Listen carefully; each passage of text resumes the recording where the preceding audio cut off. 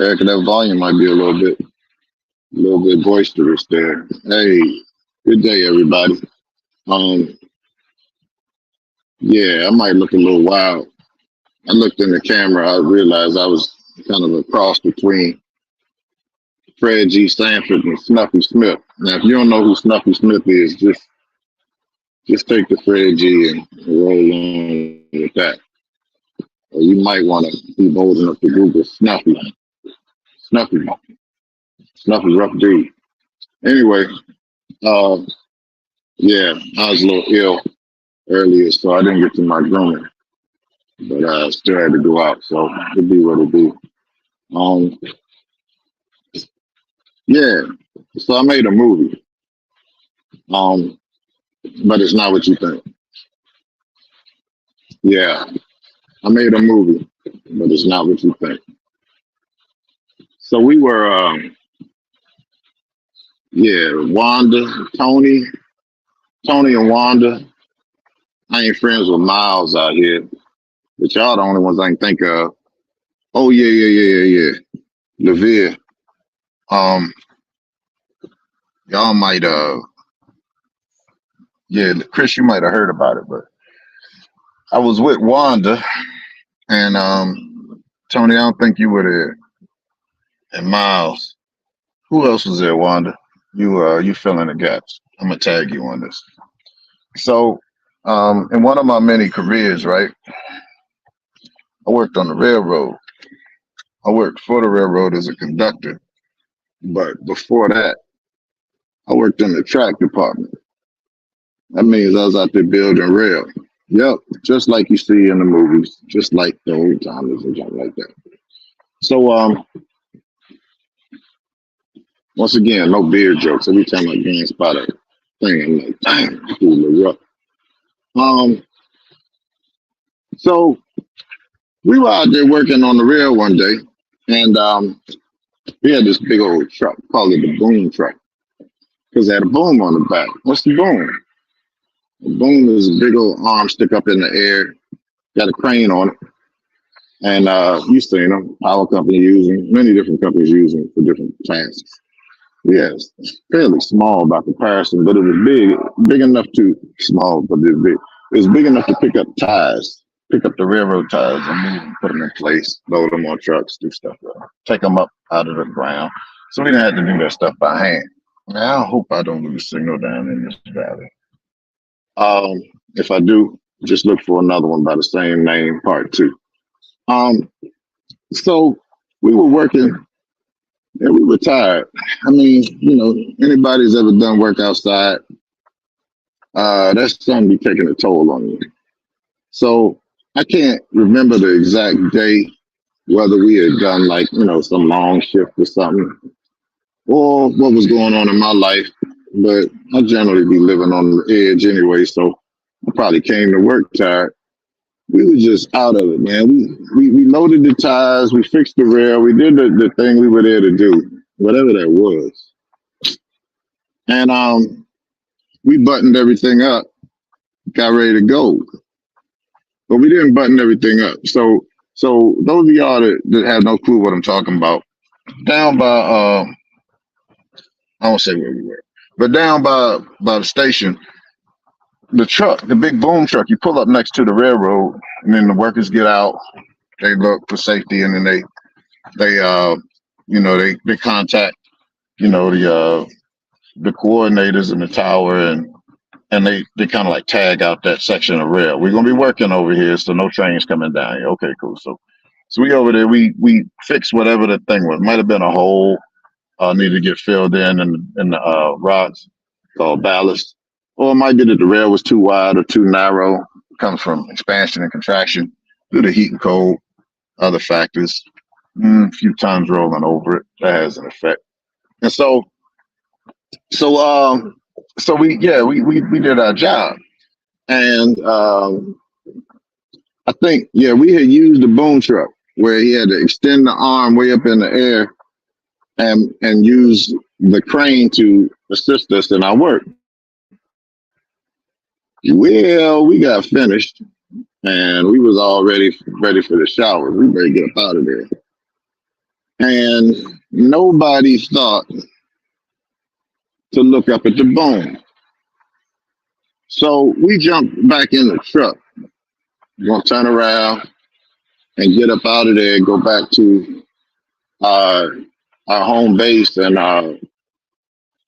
get in our cars and go home.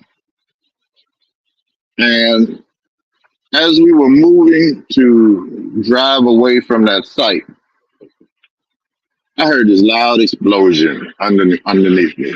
I mean, it was like I've never experienced a landmine. I've never experienced actual combat. And if I did, being in the Navy, I wouldn't know nothing about this, but land base.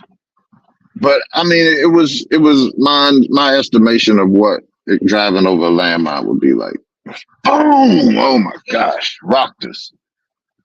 And I mean, you didn't have a second to think or get yourself together, compose anything. It was like all I know is, according to training, when you're near the rail, when you're near the tracks, the last thing you do is jump out onto the tracks because trains, and not in that area, but our trains move up to speeds of 125 on the East Coast. I don't even know what they're rated for anymore. But when they come into the station, they still be kicking pretty fast. And that noise you hear is somebody that I told to turn their music down, but they didn't turn it all the way down. And somebody else back there trying to save the universe, and they seem like they got to yell about it every now and then. Um, so, man, oh man, the last thing you're supposed to do is step onto the railroad tracks, right? Obvious reasons. It's a whole lot of metal, and it's real hard to slow down. Take them a long time. And so I ain't think about that. It was four of us, I remember, because all four doors flung open. Ain't nobody regard nothing. Pew! We just got up out of there. And I don't remember opening the door. I just remember being inside and then being outside. And when I looked down, it was nothing but black smoke. I was like, we done hit something, man. We done hit some power supply or something on the ground. And that wasn't it. So we all ran around to the back of the vehicle and looked, felt ourselves. We were all still alive. It was like, whoa. Now we had been working with some electricians, right? And the electricians we were working with, they were very seasoned. These guys were near retirement age.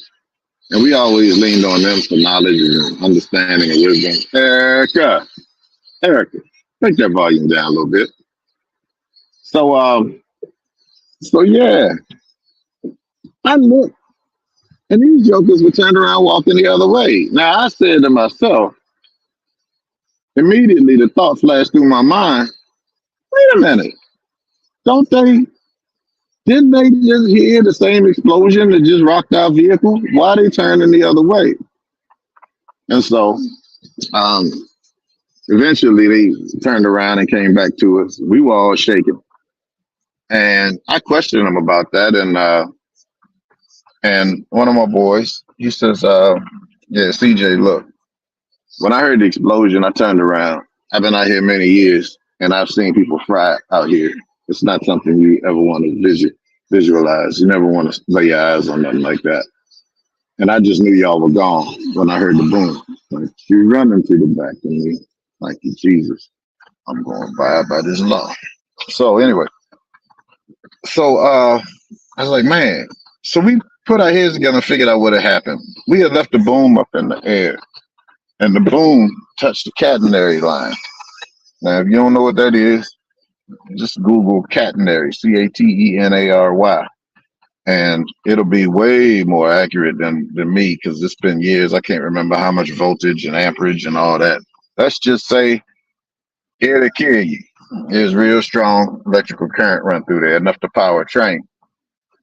So yeah, we touched that, and the truck is mostly metal. except for maybe a little tiny bit of leather we were sitting on cushion. And even our feet, everything was sitting on metal, the floor, the ground in the truck. It was like a work truck. It wasn't no built for comfort or nothing. So it was metal on metal, in metal, around metal, sitting on metal, under metal. And we touched that thing, and what happened was the power, the current came down through us through the truck, and exited through the path of least resistance. Now, thank God that none of us was hanging outside the vehicle because we would have been that path, and that would have been it. I mean, instant bacon. Um, but now it exploded the tires because it exited through the even though tires are non-conducting, the rubber is. They were making contact with the ground, and so the power just boom. It exploded the tires, trying to find a way out, and it went back to the ground, as my boy Malone would say, from whence it came. So, um, so that was the black smoke. That was the tires blowing out. And once we realized what had happened, all of us kind of went into a daze. I remember. That's why I'm trying to. I remember not being able to remember. My brain was foggy for like a minute. That's why I can't even remember who was on the truck with me. And I think you were there, Wanda. But I remember Miles because Miles was driving. And I know we used to work together all the time, Wanda. That's why I'm assuming you were there. Anyway, I digress again. Um, so OSHA came. Anybody who's worked in the industry knows OSHA is what is it? Occupational safety hazards, uh, something, whatever. They the ones you got to deal with to be safe. They set the regulations for how we're gonna operate out in the field. And so they came and interviewed us, made sure nobody was in non-compliance with anything. Made sure we were all in our right minds. You know what that means. And we were. And so finally, met with the bosses, and they were like, "Hey, see you in 3 days, man. Go home." And I was like, I don't need 3 days. I'm good. I was ready to go back to work. It's like, nah, you in the street for 3 days, man. After something like this, you're dealing with shock. And I was like, okay. So I went home, and I'll never forget. Um, the following day, I was married at the time, and I was supposed to pick up my wife from Metro, and I was sitting in front of the TV. I might have been playing a video game because I was just kind of like out of it. All I wanted to do was just eat and recreate. I didn't want to do no work. And so I was sitting there chilling, and I get this call, and she's frantic. She's like, "Hey." I said, "Hey, what's up?" She said, "Where are you at?" I'm like, "I'm at home. Where am I supposed to be?" "You supposed to be picking me up." I was like, "Nah, no, I'm not." "It is." And I looked at the clock, and I thought about the day, and then all reality came back to me, and I was like, "Whoa." So I jumped up. Thank God I only had to go a couple blocks, and I scooped her up. But I was walking on pins and needles for about 3, 4 weeks because I could not trust my brain. I didn't realize I had experienced shock. I had experienced real shock, trauma, where I couldn't calculate things I couldn't. It was worse than just pre first cup of tea or coffee, and I mean it was bad. I was in bad shape, and I thank God for those 3 days off because after that instance happened, I spent a good amount of time in prayer because I was like, I ain't right, and I spent a lot of time apologizing to folks. I had to write everything down. I had to be very meticulous. Um, to keeping schedules and stuff because I couldn't rely on my mind for a good bit. Here's a good spot to interject some good Jones. I'm hoping that you don't go too hard on me right here. So yeah, but I was just thinking, how many times have you experienced anything like this? Have you ever had some near death, some close calls? Have you ever done some things that others have died doing and you made it? Do you have any, you know, times that you just look back and wonder how you got over? That was one for me, and I don't tell it a whole lot, but I thought I would tell it today because I'm just thinking about how good God has been to me. And um, no matter where you are in your day, it's always time to think about how good God has been to you, um, especially if you need Him for something. If you walk in faith, which we all supposed to walk by, if you walk in by faith and things don't look like they're going to necessarily turn out like you want them to, um, or you're trying to solve problems and the problems just they keep coming. Um, it's a good time to sit down and just think, did God ever do anything for me? My cousin asked me a few weeks ago for some testimonies, and I couldn't pull nothing up. And it's because I'm kind of operating in the now, and my mind's here and there, and I just couldn't get it together in time. But I've been thinking about it ever since then, and testimonies just keep coming to mind. And I thought I would share that one with y'all. It's just amazing how God protected us. And every time I see railroad lines, I think about my time on the railroad, and that's one of the instances that I remember.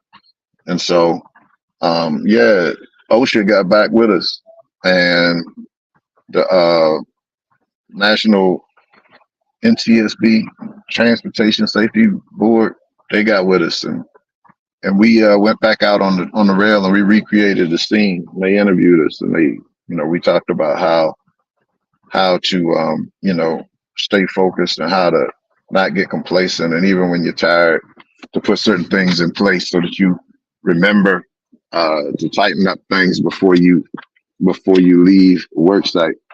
And so, yeah, we made a movie. So years later, somebody I know I met was coming to work for the railroad. I no longer work for the railroad, and we were having a conversation. It was really hilarious for me because they were like, "I know you from somewhere," and I was like, "Yeah, yeah, I got a familiar looking face, or whatever." And long story short, when they came to work for the railroad, one of the training films they had to watch was four old railroaders out there talking about what not to do so you don't get blowed up on the railroad. And it was like, that was you. I was like, yeah, that was us. That was us. Thank God we were able to tell the story. But anyway, thanks for listening, for sitting around and hanging if you made it this far. Know that God is good. He loves you. And He has good things for you. Nothing but great things for you. And if you're still breathing, God is still using you. So I'm up with that. And yeah, y'all be blessed today. Praise God. Prayer requests, testimonies. If you want to desire to give, be a blessing. Whatever. Drop it in the chat. Drop it in my inbox if it's private. Y'all know the drill. Much love. Let's go find this place.